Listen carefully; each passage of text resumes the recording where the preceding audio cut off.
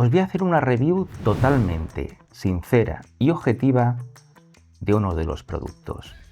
Y es que llevo un tiempo siendo bombardeado en YouTube por vídeos que hablan de las maravillas, de las virtudes de uno de los nuevos Mac que tiene Apple. En concreto, el Mac Mini, con el nuevo procesador M4, el M4 y el M4 Pro, en el cual nos hablan como de su modelo base es el Nova Más, la excelencia pura. Algo que sí o sí tiene que comprar todo el mundo. Algo que abarca prácticamente todos los nichos. Algo que sirve prácticamente a todo el mundo. Yo me baso más bien en las necesidades de cada persona para cada momento. Si yo voy a comprarme un coche para el campo, me voy a comprar una camioneta, no me voy a comprar un deportivo. Si quiero un coche para correr, me voy a comprar un deportivo, no me voy a comprar una moto de campo. Entonces, según las necesidades que yo tengo, he de comprarme el dispositivo o el aparato que se adapte mejor a mis circunstancias. Y eso es de lo que vamos a hablar hoy, del Mac Mini M4, que como veis, siempre en Apple viene perfectamente embalado. Pero no vamos a hacer aquí un unboxing, más que nada porque el Mac Mini ya lo tengo aquí detrás colocado.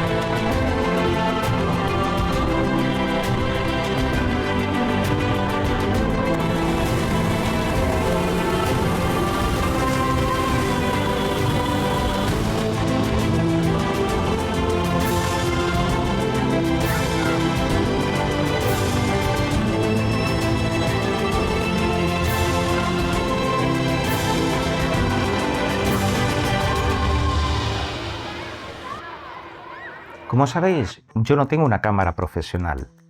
Yo grabo con mi iPhone 15 Pro Max. Preferí invertir en un ordenador más potente que me permitiera hacer no solo los vídeos de YouTube que hago para todos vosotros, sino también mi otro hobby.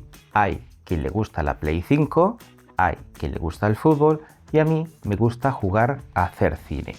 Y como sabéis, hago en alguno de mis vídeos, he puesto algunos de mis pequeños cortometrajes que hago grabándolos con mi iPhone, como este que veis aquí. Pues bien, para estos vídeos yo utilizo el programa DaVinci Resolve y ya empezaba a notar que cuando metía muchos efectos, muchas cositas, mi ordenador, mi M1, mi portátil ya empezaba a ralentizar y dije, bueno, vamos a ir ahorrando un poco y voy a comprarme un Mac Mini, ya que todo el mundo habla maravillas de él. Lo primero que vi es como todo el mundo decía que con el modelo básico volaba el equipo, podías perfectamente trabajar con DaVinci Resolve. He de decir que, en primer lugar, se suele poner mucho como ejemplo DaVinci Resolve porque es uno de los programas que más consume, más recursos consume y más recursos necesita. Así que, en efecto, es una buena comparativa. Partiendo desde ese punto, vamos a ir a lo siguiente. Yo necesitaba un equipo que me permitiese avanzar en la línea de tiempo mientras edito de una forma fluida. Que cuando le diera el espacio para recorrer la línea de tiempo no perdiese muchos fotogramas, no me fuese a tirones, fuese algo más fluido. Y que a la hora de exportar no me tirase 1 hora, 2 horas para exportar un pequeño corto de 2 o 3 minutos. Esas eran mis pretensiones. No estoy hablando de hacer nada para Hollywood, sino algo normalito en vídeo. con un iPhone. No estoy hablando de una cámara profesional, Blackmagic, Sony, Canon, no. Con mi iPhone.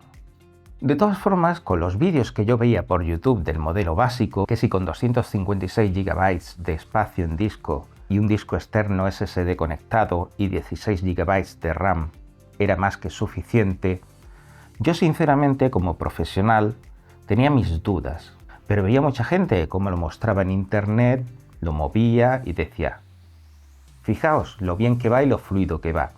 Y yo decía, a ver, si os acordáis y miráis un poco de tiempo hacia atrás, uno de mis primeros vídeos, cuando nos pasamos a OpenCore Legacy Patcher, fue con Final Cut, etalonando también, o modificando o editando un vídeo con macOS Ventura, si no recuerdo mal, creo que fue macOS Ventura o una versión anterior, no estoy muy seguro, no recuerdo ahora bien, editando también con Final Cut un vídeo de forma fluida.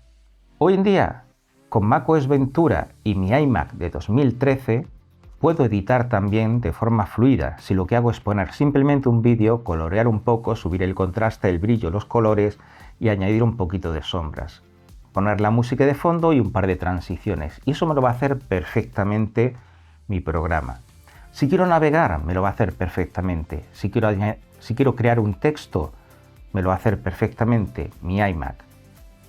Y no tengo tampoco que comprarme un Mac Mini. Por eBay, por segunda mano, me puedo comprar uno de estos y con OpenCore Legacy Patcher tengo una pantalla de 27 pulgadas perfectamente nueva y funcionando como todos vosotros habéis podido comprobar y como todos vosotros estáis comprobando con vuestros iMac antiguos. Entonces, ¿realmente era todo tan bueno y tan bonito como lo pintaban? Y el principal problema es el siguiente, y viene por la memoria. ¿Qué pasa en los Mac cuando te quedas sin memoria física? Cuando te quedas sin memoria física, tu Mac empieza a hacer un swap, a virtualizar la memoria, es decir, coge trozos del disco duro y con ese disco duro virtualiza la memoria RAM para que las aplicaciones puedan seguir trabajando. Como todos sabéis, y si no lo sabéis os lo digo, los discos duros sólidos, los SSD, no son eternos. De fábrica vienen con un ciclo de vida ya preestablecido, ya contado. Tienen una vida útil limitada. Y cuando llegan a ese tope de escritura, mueren. Por lo tanto, cuanto más memoria virtual se use, más estamos machacando ese disco duro y más estamos agotando su vida útil. Por lo tanto, cuanto menos necesitemos tirar de esa vida útil o de esa memoria swap, mejor para el disco duro interno o para el disco que le conectemos.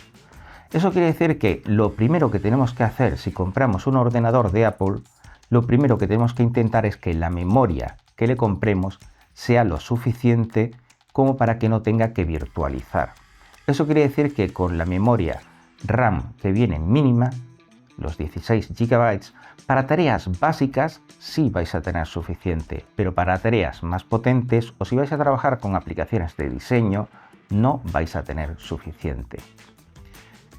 Entonces, DaVinci Resolve, Adobe, Corel, AutoCAD, Unreal Engine, Cinema 4D, aplicaciones potentes, olvidaos.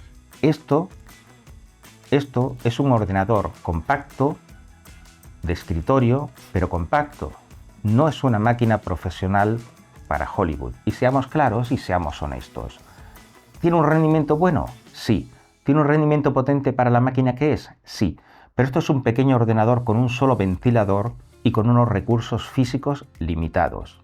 Y no le pidas más. ¿Qué es más potente o qué es una máquina muy potente en comparación con todo lo que se ha hecho hoy en día y que es equiparable a muchos de los PCs más potentes de hoy en día? Sí, cierto. Pero ojo, seamos realistas. Depende para lo que lo uses. No me voy a poner a hablar de cuántas pestañas puedes abrir a la vez, ni cuántas aplicaciones, ni cuántos juegos puedes abrir a la vez. Ya os enseñé una vez cómo podía yo jugar también a juegos con mi iMac de 2013. Entonces, lo primero que tenía yo que ampliar en mi equipo era la memoria RAM. En segundo lugar, si quiero hacer renderizado, es decir, si necesito trabajar con aplicaciones un poco más de 3D tipo Blender, o si quiero aplicar efectos gráficos de seguimiento de máscaras, de rotoscopia en mis vídeos, de aplicación de efectos visuales, necesito que tenga una buena GPU, un buen motor de gráficos, y por lo tanto tendría que ampliarle también la GPU. La relación entre la memoria RAM y la GPU debe ser proporcional, y lo más normal es que por cada núcleo de GPU tengamos entre 1,5x y 2x de RAM. Me explico.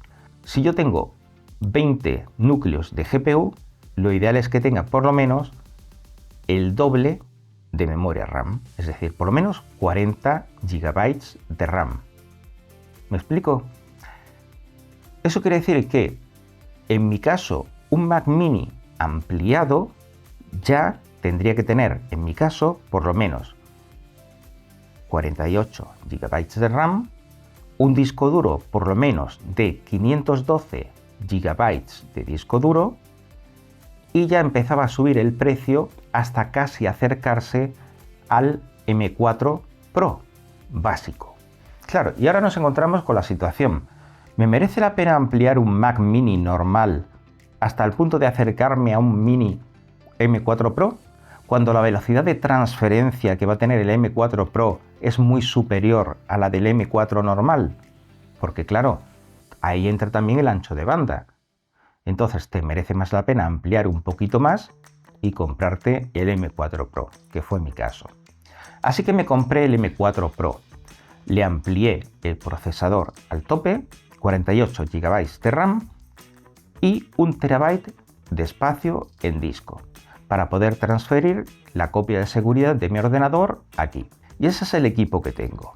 Nada más recibirlo, restauré mi copia de seguridad completa, tal cual, una copia idéntica de mi M1 Pro a mi M4 Pro, y probé a transferir mi proyecto, el del Paseo de los Murales de Fuengirola, transferirlo directamente al disco duro interno de mi M4 Pro.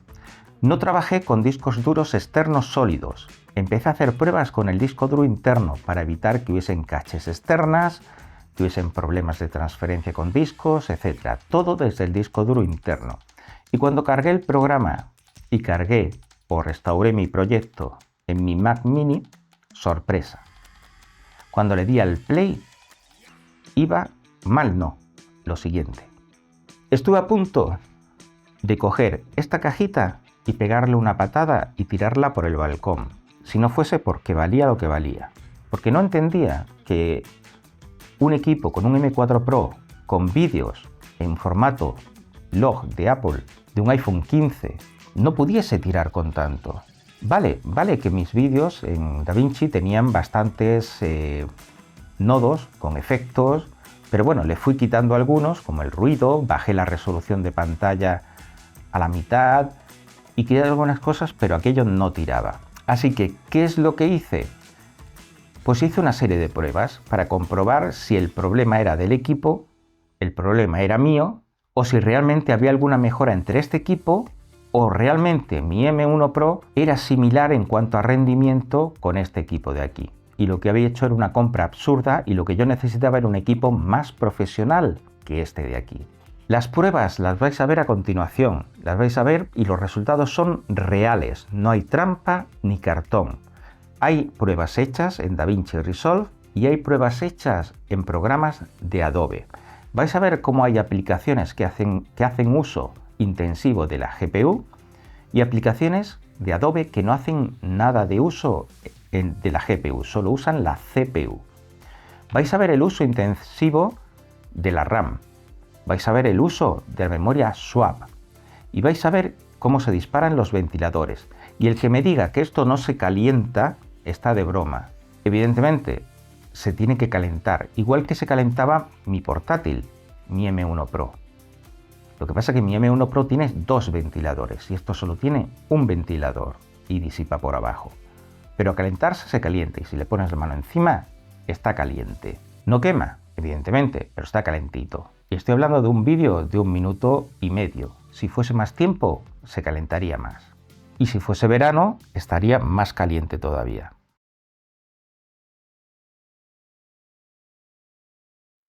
Lo primero que vamos a hacer nada más abrir nuestro proyecto es asegurarnos que tanto la resolución de la pantalla está a la mitad como que la caché de render de medios está deshabilitada.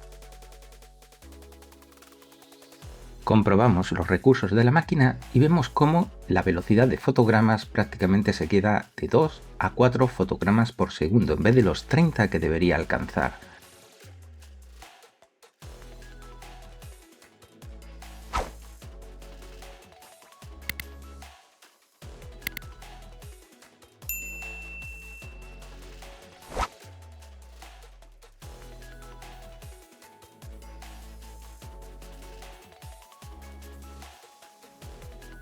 Si directamente hacemos una exportación del vídeo con los formatos por defecto que contiene la línea de tiempo, vamos a ver cuál es el tiempo que emplea en hacer la exportación completa.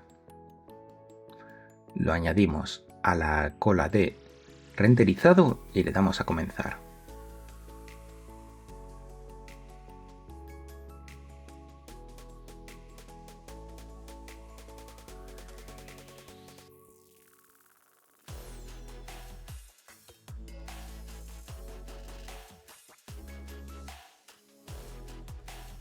Así que la resolución de la línea de tiempo la dejamos a la mitad y activamos en Smart el renderizado de la caché. Comprobamos que no hay nada activado, que está toda limpia la caché interna. En esta nueva prueba lo que vamos a hacer es abrir el vídeo y activar por defecto la caché inteligente, es decir, dejar que el vídeo vaya en segundo plano creando la caché de medios, es decir, procesando todo lo que son los efectos para que de esa forma pueda habilitar en segundo plano lo que es el timeline para hacer la preview o la vista directamente de los fotogramas. Y veréis que la barra de progreso pasa de rojo a azul mientras se va creando la caché.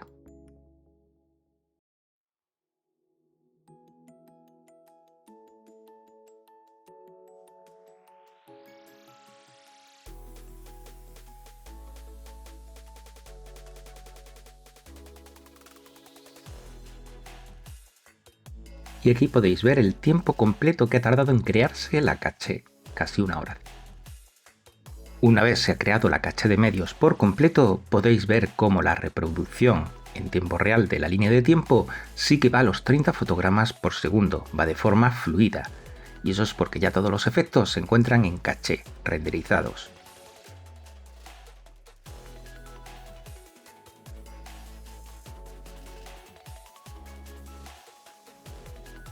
La estructura de nodos creadas en este clip para lo que es la gradación, la corrección de color, el etalonaje, etc., no es una estructura simple, es una estructura semiprofesional en la que se han utilizado, es cierto, nodos complejos, nodos de reducción de ruido, nodos de grano, nodos para quitar el flickering o el parpadeo, en el caso de luces que fuesen a diferente frecuencia de grabación, nodos con viñetas, etc. Nodos con tracking, nodos que pueden consumir muchos recursos. En definitiva, lo que requeriría un tratado profesional o semiprofesional de cualquier estructura o cualquier vídeo que queramos hacer con DaVinci Resolve. Es decir, básicamente si me compro DaVinci Resolve Studio es para poder trabajar con vídeos de este tipo y para poder hacer cosas de este tipo. Si no, utilizaría herramientas mucho más sencillas.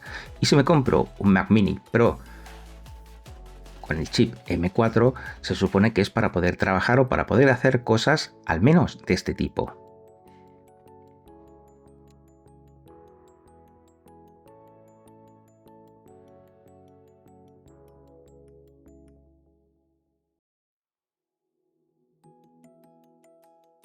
En cuanto al audio empleado en mi vídeo, no hay nada que destacar. Simplemente unas pistas de música, unas pistas con efectos de sonido superpuestas, para cuando necesitaba algún efecto de audio en concreto, pero no hay nada de efectos especiales, reverberaciones, eliminación de ruido de fondo, nada que requiera un procesamiento de CPU ni nada extraño. Son simplemente pistas de audio superpuestas y, no sé, quizás algunos desvanecimientos de salida o de entrada para o subida de volumen y bajada de volumen. Nada más, algo sencillo y básico. Y fijaos la diferencia en tiempo a la hora de exportar el mismo vídeo una vez que se ha hecho la caché de renderizado, y diciéndole por supuesto que utilice esos medios que han sido ya renderizados previamente, marcándole las casillas, por supuesto.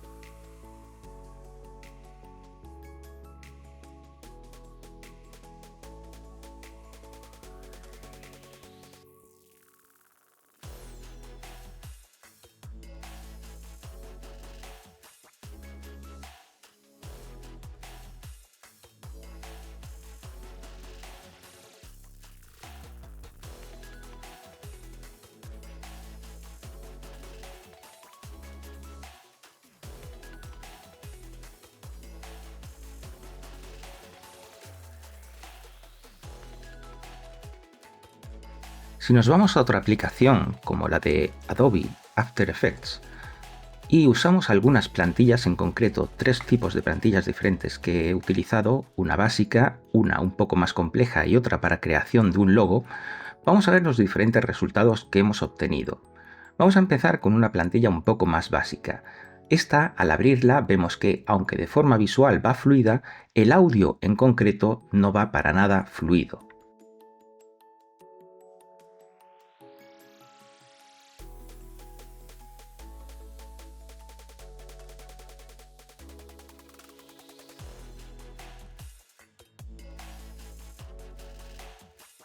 Fijaos que Adobe en este caso no hace prácticamente uso de la GPU, de lo que es el motor gráfico. Hace un poco de uso, pero no un uso tan intensivo como el que hacía en nuestro caso anterior DaVinci Resolve. La RAM, sí es cierto que usa toda la máxima RAM disponible, pero no hace prácticamente tampoco un swap en disco de la memoria.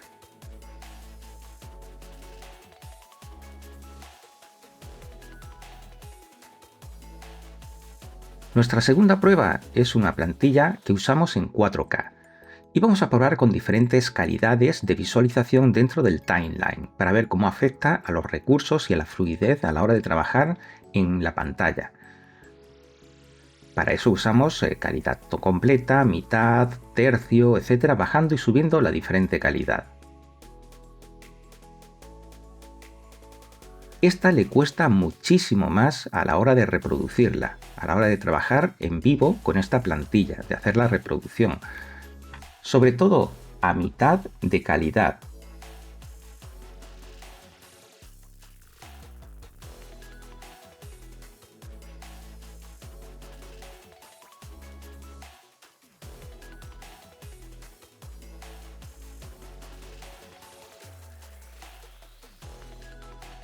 Tenemos que bajar a un tercio para quizás intentar que vaya de una forma un poco más fluida.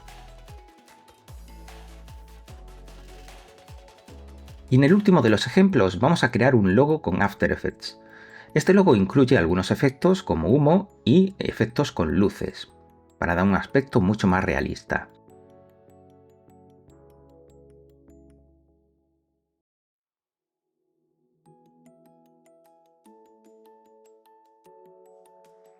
En este caso, a resolución completa prácticamente le es imposible hacer de forma fluida la reproducción.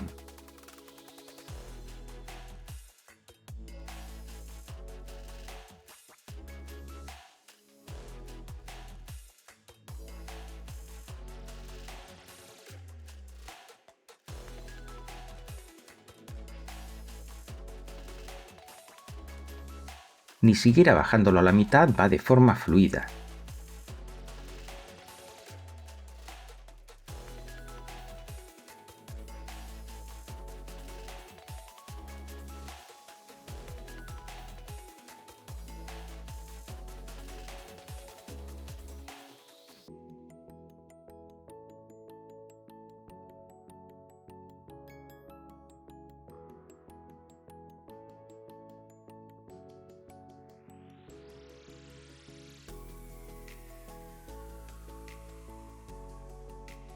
solo bajándolo a 1/3 conseguimos que pueda ir de forma un poco más fluida.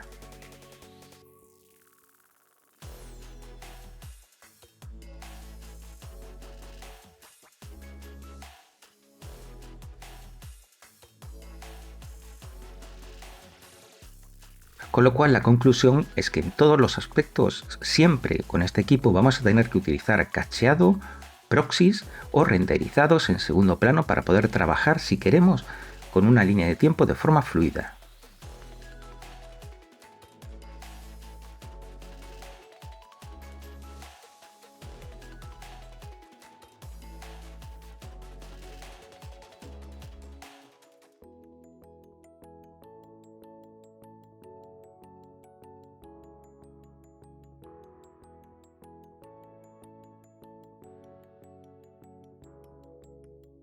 Comparándolo con mi MacBook Pro M1, fijaos cómo con solo 16 GB de RAM hace un uso intensivo de memoria SWAP, machacando el disco SSD interno. Fijaos cómo los recursos también van a tope, tirando al máximo de todo. Y como también, evidentemente, la diferencia en tiempo es sustancial. Evidentemente, el M4 consume muchísimo menos tiempo en hacer exactamente lo mismo. Evidentemente, es que es la cuarta generación y es lógico que sea mucho más potente.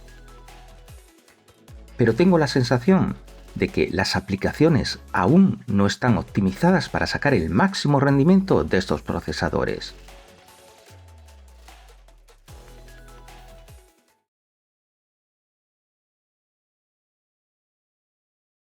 Como podéis ver, los resultados lo que me indican es que evidentemente el rendimiento es muy superior a mi M1 Pro. En cuanto al tiempo empleado en hacer el render del vídeo desde cero, fijaos cómo ha tardado muchísimo menos tiempo, casi la mitad. Y también en la exportación. Y como también en la exportación la CPU se nota. Pero eso es evidente, estamos comparando un M1 con un M4. Un M1 Pro con un M4 Pro. Es evidente que tiene que haber una diferencia sustancial en la CPU entre uno y otro. ¿A qué me lleva todo esto? Lo primero, que si os queréis comprar un Mac o cualquier equipo, lo primero que tenéis que invertir es en memoria RAM. La suficiente memoria RAM como para que vuestro equipo nunca se quede sin memoria y tenga que tirar de disco duro para virtualizar la memoria. Lo segundo es el procesador y la GPU. Evidentemente, y tengo que decirlo y tengo que ser sincero, no he probado un Mac Studio ni un Mac Pro, no me lo puedo permitir en este momento, me encantaría probarlo, pero creo que para tareas profesionales, os hablo de hacer cortometrajes, hacer tareas más intensivas de grabación, edición de vídeo, etc., se va a necesitar un equipo mucho más potente que este. Habrá que ver los nuevos Mac Studio cuando salgan, los Ultra, los Max Ultra, porque esto no deja de ser un equipo de escritorio pequeño, cómodo, discreto, y siento decirlo, es así. Puede ser que a alguien le guste o que no le guste. ¿Que tirará con Blender? No te digo que no. ¿Que tirará con muchas prestaciones? No te digo que no. No te digo que no. Pero no le pidas más de lo que te va a hacer. Y tirará con muchas aplicaciones porque tiene un M4, no es un M1. Vamos a dejar eso claro. Es decir, evidentemente mucha gente se está sorprendiendo de que a fecha de hoy haga cosas que otros equipos no hacen. Pero es que, vamos a ver, no podemos comparar las ventajas de hardware que tiene este en comparación con las generaciones anteriores. Y eso es lo que hay que dejar claro. Que esta generación es la cuarta generación. Entonces va a ser muy superior a las anteriores y va a hacer cosas que las anteriores no hacían. Pero dudo mucho que en mi caso, esto, si yo a mis vídeos les estoy agregando los nodos y los efectos que estáis viendo, esto, por más que yo quiera, por más velas que le ponga a Santa Margarita, vaya a hacer el trabajo que yo quiero que haga. No lo va a hacer. Tendré que cachear mis archivos, tendré que usar proxies, tendré que bajar la resolución y tendré que apagar los nodos de reducción de ruido y de efectos de grano, etcétera, de película, y dejarlos para el final cuando esté todo ya renderizado para activarlos en el último instante. Estos son prácticamente 3 de los efectos que tengo sí o sí que desactivar siempre en cualquier vídeo que haga hasta el final, hasta que tenga prácticamente completada mi composición, mi cortometraje, mi vídeo, y habilitarlos al final para ver el resultado, eso sí, con el proxy y la caché ya hechos previamente, para que pueda trabajar de forma fluida y luego activarlos al final. Todos ellos consumen muchísimos recursos, tanto de CPU, son la reducción de ruido, el parpadeo y el grano de película. Incluso si quizás además aplicamos algún plugin de terceros o efectos de fusión que puedan consumir muchos recursos. ¿Para quién es este equipo? Para todo aquel que ya tenga un monitor, un teclado, un ratón o tenga una pantalla aparte, como tengo yo, porque puedo hacer mirroring a esa pantalla, como tengo yo aquí detrás que veis. Tengo mi Mac Mini conectado a mi pantalla LG y hago mirroring a mi iMac de 2013. ¿Lo veis? Lo uso como segunda pantalla por mirroring y puedo usar las dos pantallas. ¿El modelo básico que va a servir para mucha gente? Por supuesto, pero no deja de ser un equipo que va a requerir comprarlo y comprar todos los accesorios aparte.